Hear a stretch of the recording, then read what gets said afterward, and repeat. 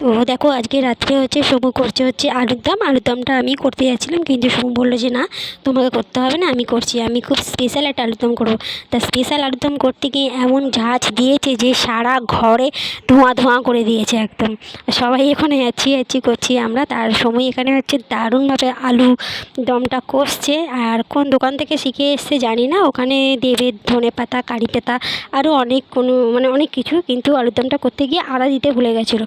আমি মনে করিয়ে দিয়েছি। তারপর হচ্ছে আদাটা দেখো ওখানে গ্রেট করে দিচ্ছে। তা আমি বললাম এটা কোত্থেকে শিখেছো? বলছে যে এটা রাস্তার একটা দোকান থেকে শিখেছি। তো রাস্তার দোকানেতে পিৎজাতে এরকম করে চিজগুলো যে আছে এরকম করে দেয়, কিন্তু সময় হচ্ছে আলুর দমে এরকম করে আদা দিচ্ছে। দেখি আজকে আলুর দমটা খেয়ে কীরকম টেস্টি হয়। কিন্তু রঙটা দেখে কিন্তু দারুণ লাগছে, মানে মনে হচ্ছে যে খুব টেস্টি হবে।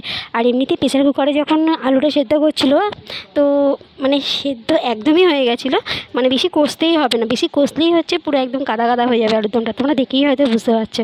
কিন্তু টেস্ট কিন্তু দারুণ হয়েছিল। আমি একটুখানি টেস্ট করে দেখেছি। আর ধনেপাতাটা খুঁজে পাচ্ছিলাম না, লাস্টে ধনেপাতাটাও খুঁজে পেয়েছি।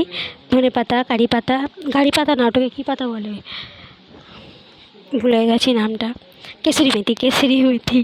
আমি অর্ধেক পাতার নামই জানি না। তো যাই হোক, এখন আলুর দমটা বেশ টেস্টি হবে মনে হচ্ছে। তাহলে খেয়ে তোমাদের সঙ্গে পরে একটা ভিডিওতে আলোচনা করব।